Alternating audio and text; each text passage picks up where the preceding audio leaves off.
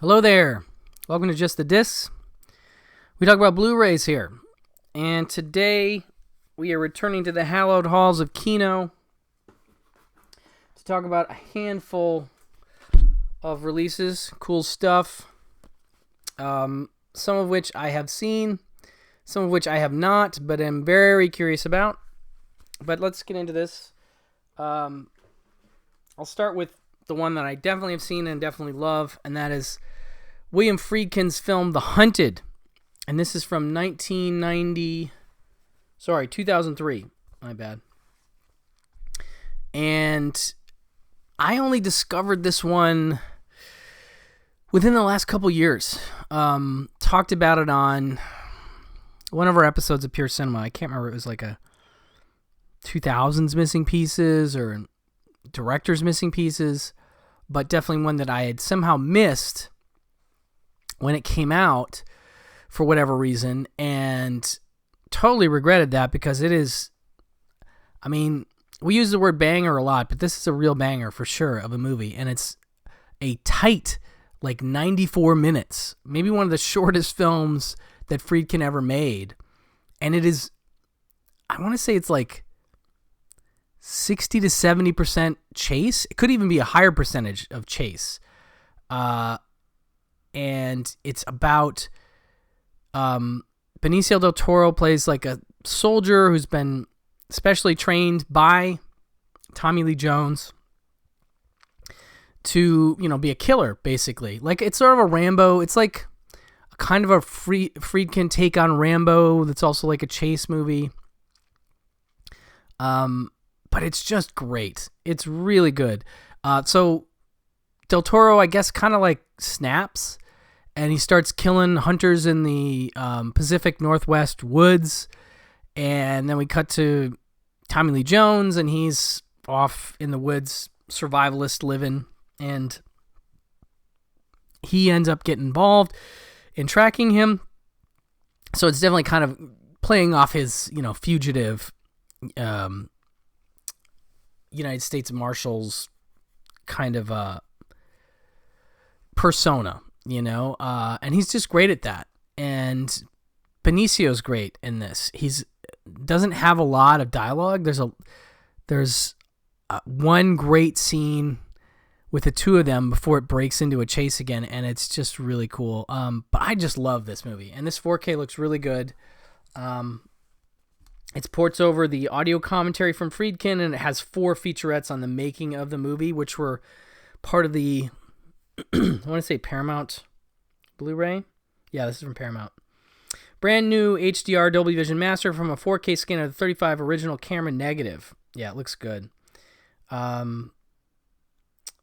Confrontation of ferocious intensity. Haunted by nightmares of combat, veteran Aaron Hallam, Del Toro has turned into a top special forces assassin gone renegade.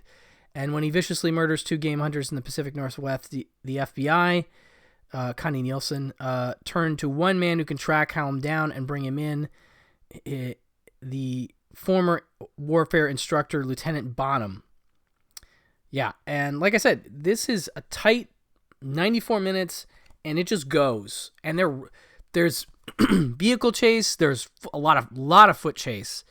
And I don't really want to say much more about it. There's a great opening bit with Tommy Lee Jones rescuing a wolf from a trap and then kind of going after the people that did it. That's a good little moment, but it's just great chase stuff, great suspense, really well crafted by a great filmmaker. And if you haven't seen it, if you were like me and somehow missed it, I don't think a lot of people did, but this is really worth your time, and I might put this on my list of favorite releases of the year because I love the movie so much and because this 4K is really solid.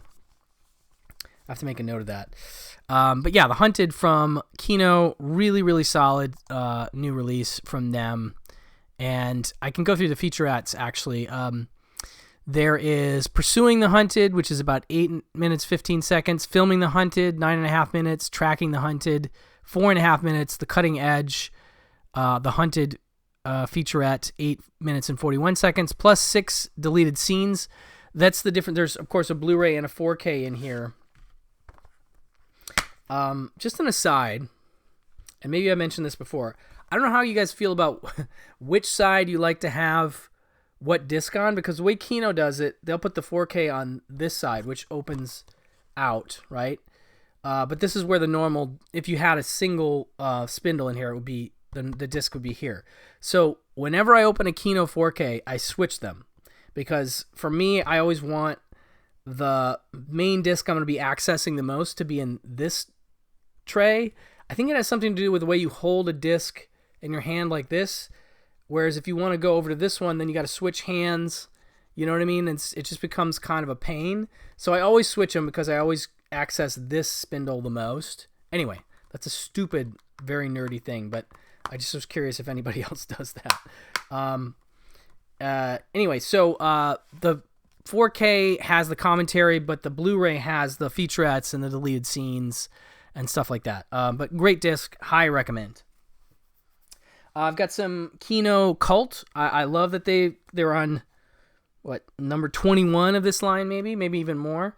This is number 1 of the Secret Service, and this is from Lindsay Shantef. And I'm pretty sure that this release is at least in part due to the fact that Quentin Tarantino is a big fan of this movie. In fact, I wonder if they mention him on the packaging, because, of course, doing the podcast for the New Beverly Quentin's Theater and doing the calendar episodes, we got into some Lindsay Shantef movies last year, and I think Quentin was kind of hot on him then, and there were a bunch of them that I had never heard of. I'd never heard of Lindsay Shantef until that, so it's neat that that this has sort of come around and these have gotten releases.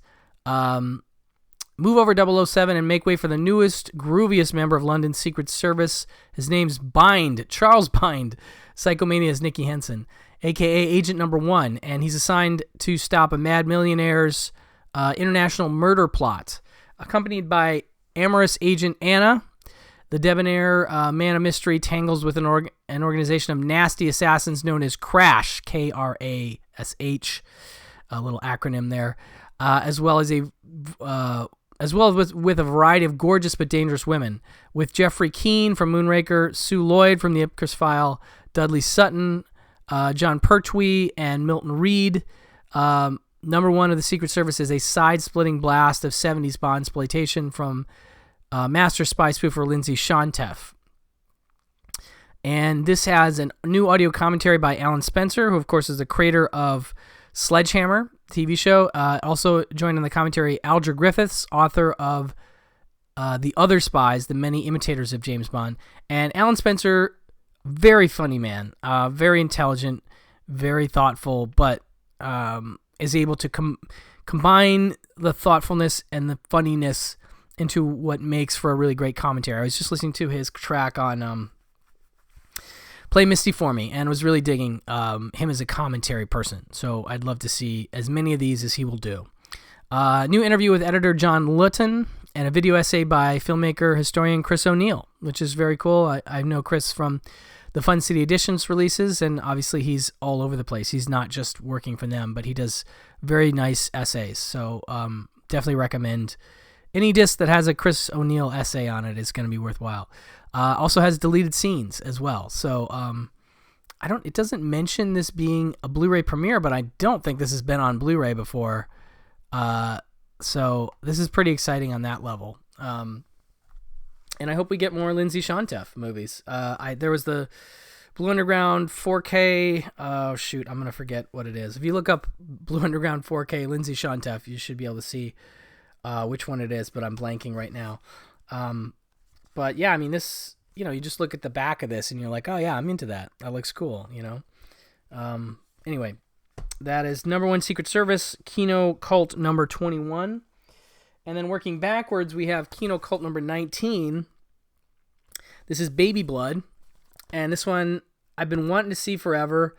Both Albert Kane and I believe his other pod partner, Dr. Rebecca McKendry of Colors of the Dark, I think they're both fans of this, but I know Elric is definitely a fan of this one. And it really does sound up my alley. It's from 1990.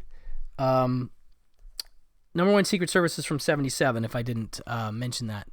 But Baby Blood, this is a 4K, and it's in 4K UHD, and it's time to feed the baby. It's a voracious parasite from the dawn of creation, surviving centuries in search of the one thing it needs, to be born of a human. But when this cunning creature slithers inside a sexy circus performer, voluptuous French starlet Emmanuel Ascourou, it demands gallons of fresh blood to grow stronger.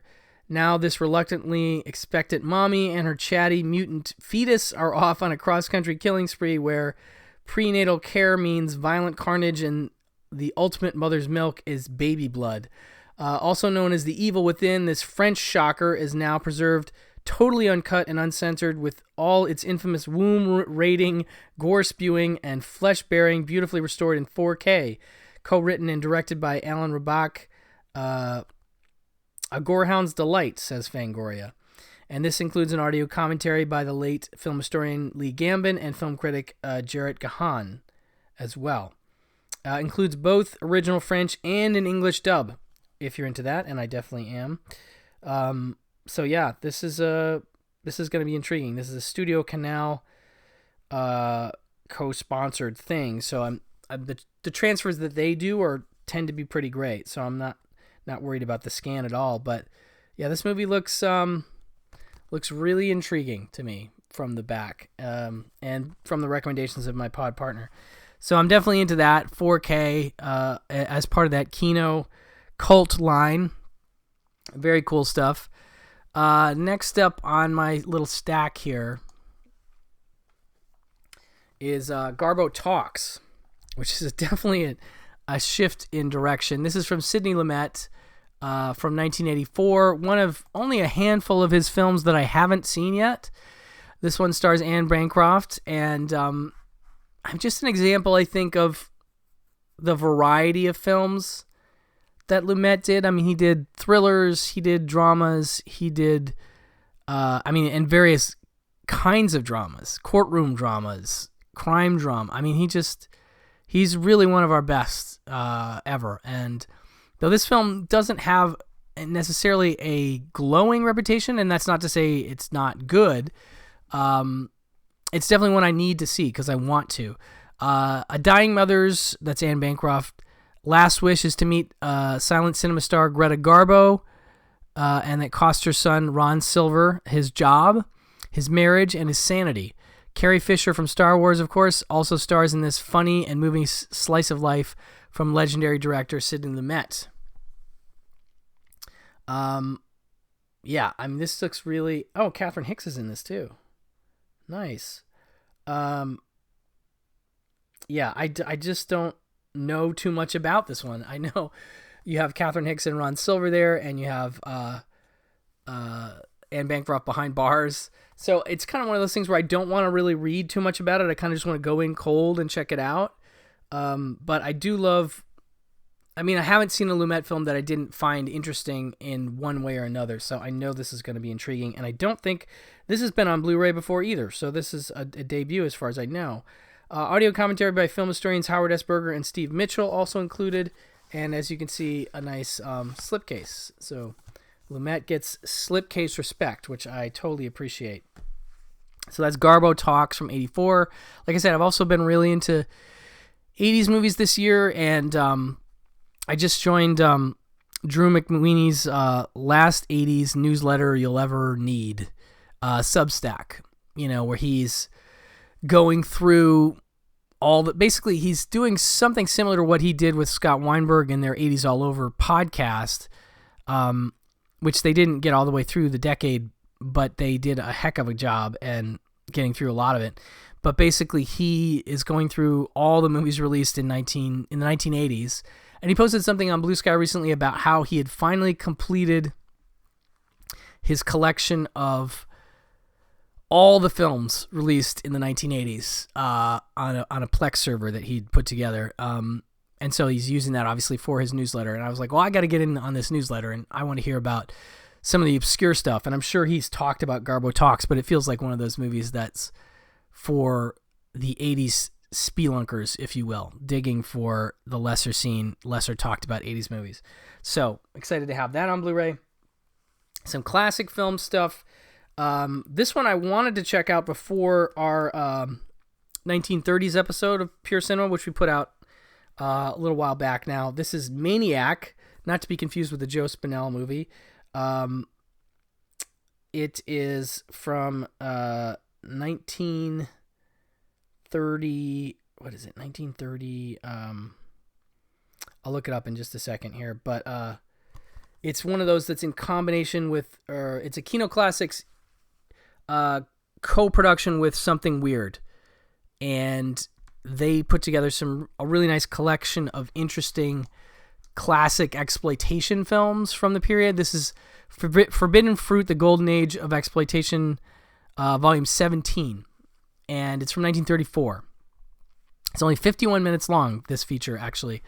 And it says, so perverse that it continues to shock and offend viewers 90 years after release, Dwayne Esper's Maniac is a deranged retelling of Edgar Allan Poe's classic The Black Cat in the guise of an educational film on mental illness. This no-budget thriller by self-taught filmmakers has a wildly fragmented style.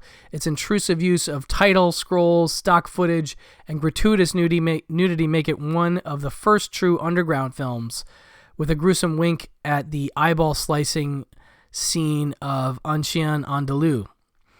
Maniac is presented here in a new 4K restoration from the original camera negative and other 35mm elements preserved by the UCLA Film and Television Archive, and is presented in cooperation with Something Weird and the Sunny Amusement Enterprises Film Collection.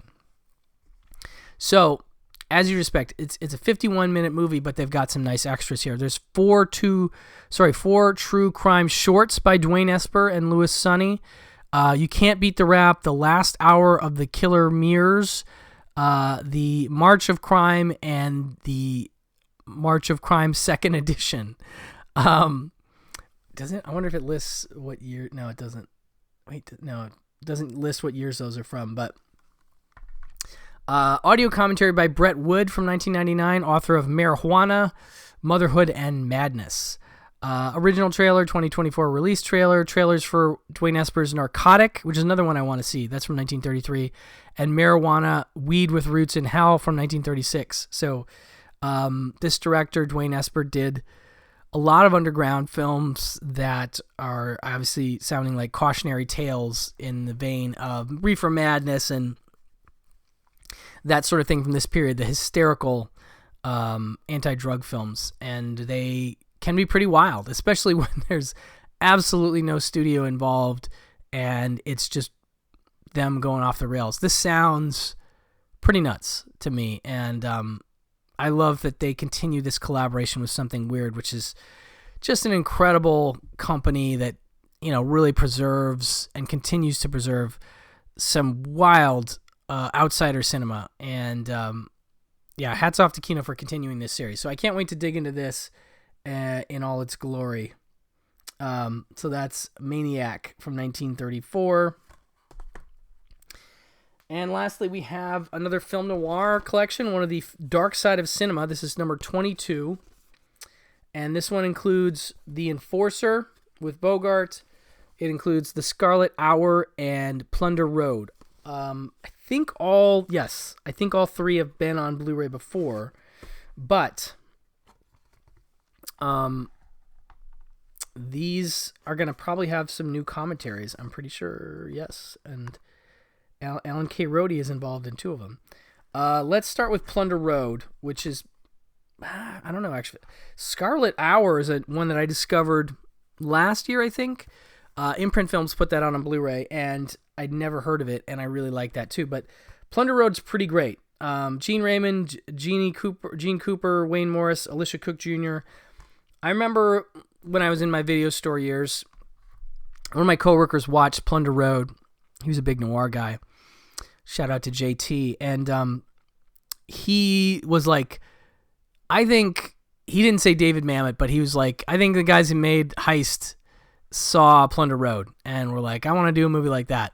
So I've not fully done a side-by-side with David Mamet's film Heist, but according to my buddy, there's definitely some similarities between Plunder Road and David Mamet's film Heist. So Plunder Road, let's see here. 1957, roaring down Hell's Highway with $10 million in stolen gold. In this gritty, one-of-a-kind heist film, 5 men carry out an elaborate plan to rob $10 million in gold bullion from a San Francisco-bound U.S. Mint train on a dark and stormy night. To throw the police off the track, they split the massive haul into 3 concealed truckloads and go off into different directions, hoping for a perfect getaway. But will the looters escape justice or meet their cruel fates on Plunder Road? Starring the actors I named, with soap opera legend Jeannie Cooper and as Raymond's gun mall. Directed by cult favorite Hubert Cornfield, who did Night of the Following Day with Brando, which is a really interesting movie. And shot and glorious scoped by the esteemed Ernest Haller, who also shot Mildred Pierce. Very exciting. Very exciting stuff. And this has an audio commentary by film historian Jeremy Arnold, which I definitely want to check out. I think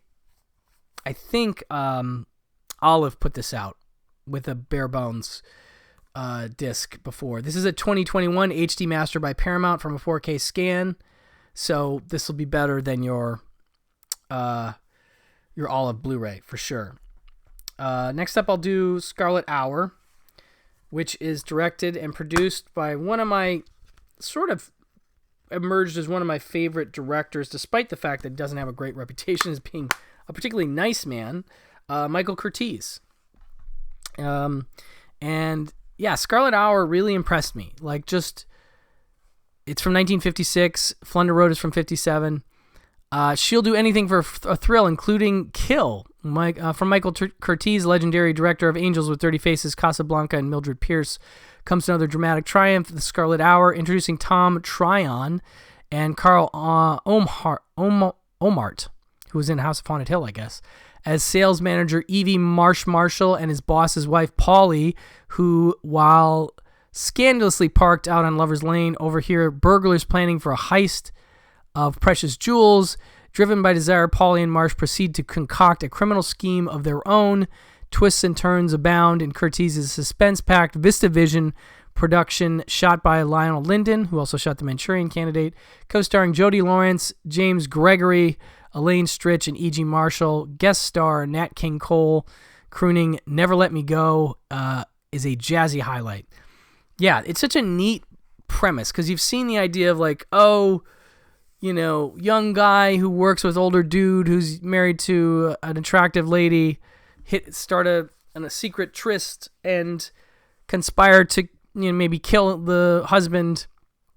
In this case, they pull in this weird, like, them making out on Lover's Lane allows them access to this jewel robbery thing, and then they get caught up in that, and so there's that, and then there's sort of the husband thing. I mean, there's a lot going on in this, and it was a real blast to watch it. Like, just a great noir movie. It would be a wonderful thing, and I'm sure it's played at the film noir festivals, but with a crowd, this would be just a joy.